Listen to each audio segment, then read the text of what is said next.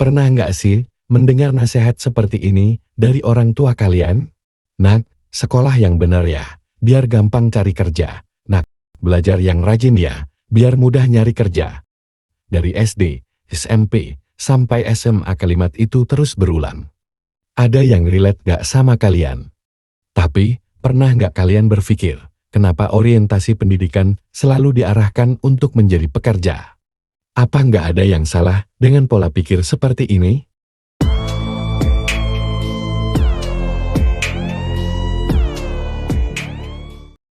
Melihat tumbuh kembang anak adalah kebahagiaan setiap orang tua. Begitu juga dengan masa depan anak. Orang tua selalu ingin melakukan yang terbaik.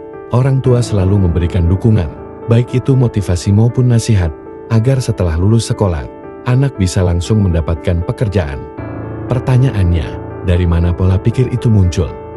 Kenapa anak harus didikte jadi pekerja? Jadi, pola pikir ini sebenarnya muncul dari niat baik. Orang tua kita ingin kita punya masa depan yang aman dan terjamin. Akibatnya, anak-anak tumbuh dengan orientasi menjadi pekerja, bukan sebagai inovator atau pencipta lapangan kerja. Ini adalah salah satu alasan mengapa banyak orang lebih memilih zona aman sebagai karyawan daripada mencoba berwirausaha atau menciptakan peluang baru. Namun, penting untuk diingat bahwa pola pikir tersebut seringkali berasal dari keinginan orang tua untuk memastikan stabilitas finansial anak-anak mereka di masa depan. Dalam konteks masyarakat tertentu, menjadi pegawai sering dianggap sebagai jalan yang aman dan terjamin. Coba bayangkan, kalau dari kecil kita diajarkan untuk menjadi kreatif, inovatif, dan berpikir kritis, kita nggak cuma jadi seorang karyawan, tapi juga bisa jadi bos, pengusaha, atau inovator. Sayangnya, sistem pendidikan kita kadang hanya fokus pada nilai akademis, bukan mengembangkan potensi dan minat anak. Akibatnya, banyak anak tumbuh dengan pola pikir, bagaimana caranya jadi pegawai. Bukan apa yang bisa saya ciptakan untuk dunia ini. Untuk mengubah pola pikir ini, tentunya harus dimulai dari diri kita sendiri. Selain itu, kita perlu melakukan hal-hal berikut. 1. Memperluas perspektif pendidikan.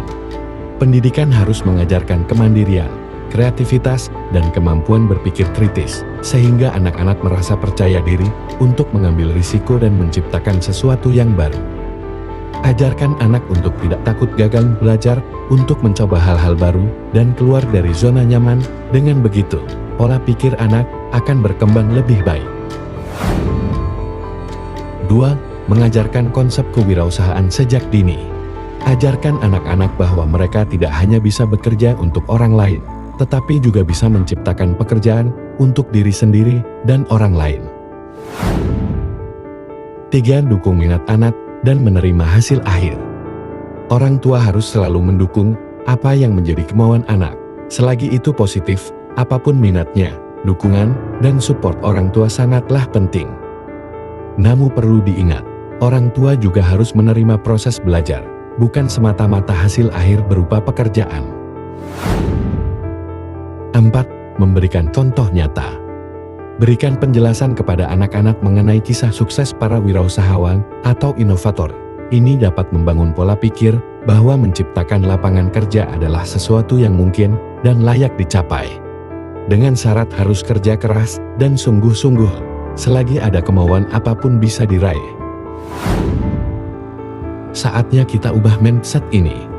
Pendidikan bukan cuma soal dapat kerja, tapi soal bagaimana kita bisa memberikan dampak.